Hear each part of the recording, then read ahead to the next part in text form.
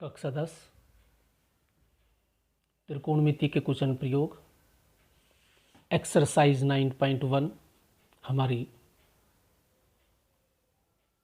चल रही थी और ये हमारी वीडियो नंबर 5 है। ये इसकी वीडियो नंबर 5 है। तो छात्रों हम लेते हैं क्वेश्चन नंबर 15।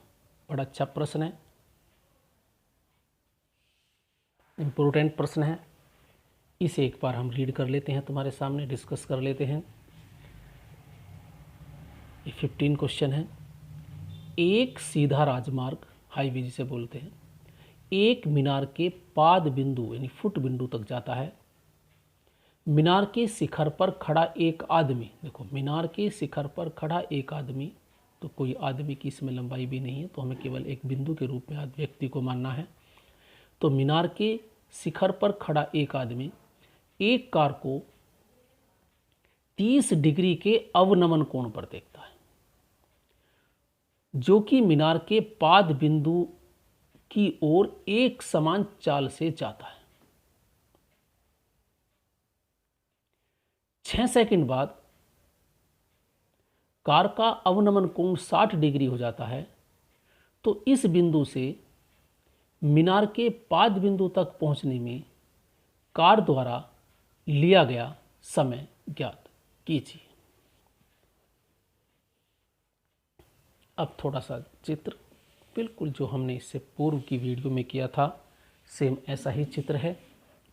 हल भी लगभग एक सा ही है। देखो ये हमारे पास एक हाईवे मानिए, इसमें कार ऐसे आ जा रही है। हमारे पास एक मीनार है, ये एक मीनार है जो हाईवे पे खड़ी है। मीनार PQ है। अब की बात, इसकी ऊंचाई हमें नहीं पता है, तो मीनार PQ है। देखो डिस्क्रिप्शन चित्र का देना आवश्यक है। जो तुम बिंदु मानते हो वो चीज़ तुम्हें लिखनी है, अपनी भाषा में लिखिए हमेशा। जो तुम चित्र बनाते हो उसी के हिसाब से लिखते चले जाइए। PQ एक मीनार है जिसकी ऊंचाई मैं मान लेता हूं h मीटर है। ये मुझे नहीं गिवन है। ओ अब देखो एक कार यहां खड़ी है हाईवे पे और शिखर पर एक व्यक्ति खड़ा है। देखो मीनार के शिखर पर खड़ा एक आदमी।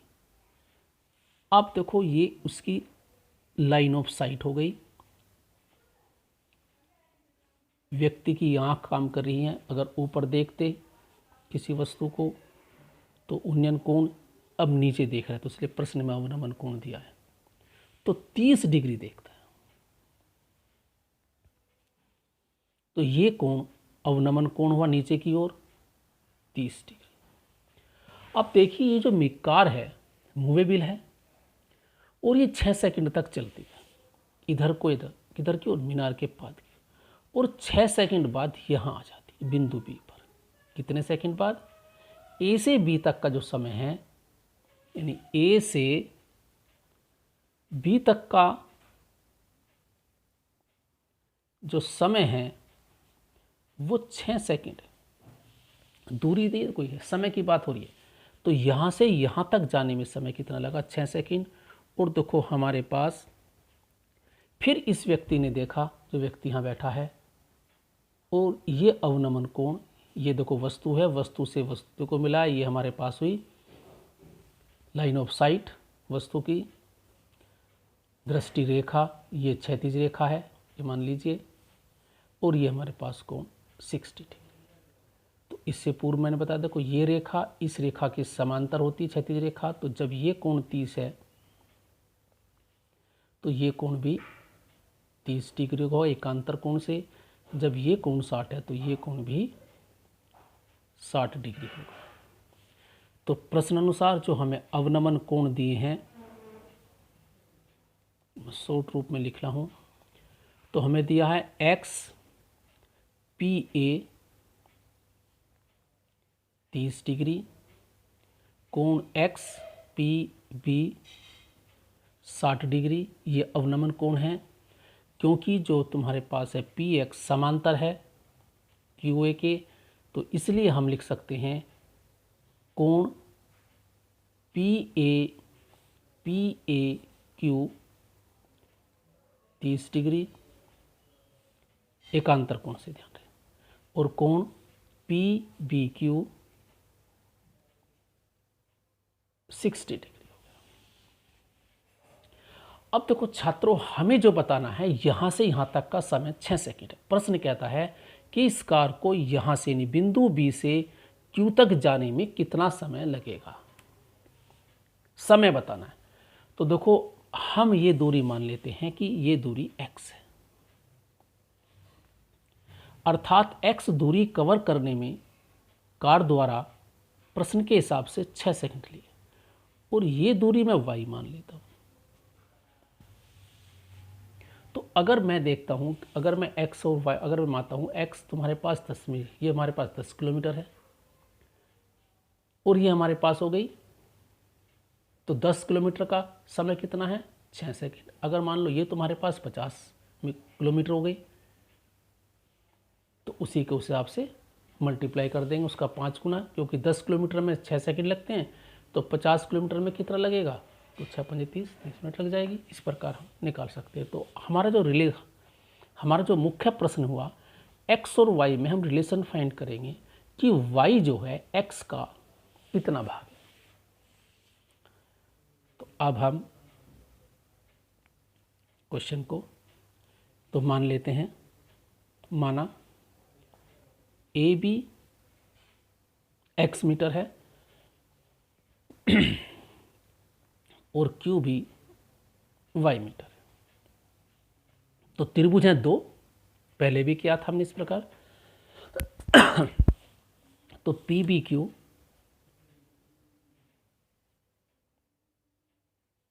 में ये समकोण त्रिभुज है, tan 60 डिग्री, ये 60 डिग्री है, इक्वल टू लंब पी क्यू है, कोण के सामने वाली भुजा, आधार क्यू भी है। tan 60 की वैल्यू हम जानते हैं √3 होती है, पी क्यू की वैल्यू h है और y है। हमें y ज्ञात करना है, तो h देखो y हमें ज्ञात करना है, तो हम यहाँ से h एलिमिनेट करेंगे प्रश्न, तो h की वैल्यू निकालेंगे, ध्यान रखिए। तो क्रॉस मल्टीप्लाई, तो h इजकल टू हो जाएगा √3y, और ये नंबर 1 हो गई। तो नीचे लिखेंगे, ध्यान रहे, तो y की से मल्टीप्लाई हो जाएगी क्रॉस में, तो h इजकल टू √3y से नंबर 1। अब हम आते हैं दूसरे त्रिभुज से। त्रिभुज पी ए क्यू में tan 30, लंब पी क्यू है, अब के आधार क्यू ए है, तो tan 30 की वैल्यू 1/√3h, और हमारे पास आधार हो गया y प्लस एक्स या x plus y, cross multiply कर दिया हमने, x प्लस वाई बराबर h√3, ये इधर और ये इधर, और यहाँ h का मान रखने पर समीकरण 1 से h का मान, क्योंकि हमें h नहीं ज्ञात करनी है, हमें y में रिलेशन चाहिए, y और x में हमें प्रश्न करना है।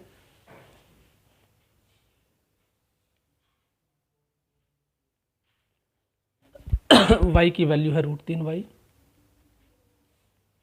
सॉरी y, h की जगह √3y,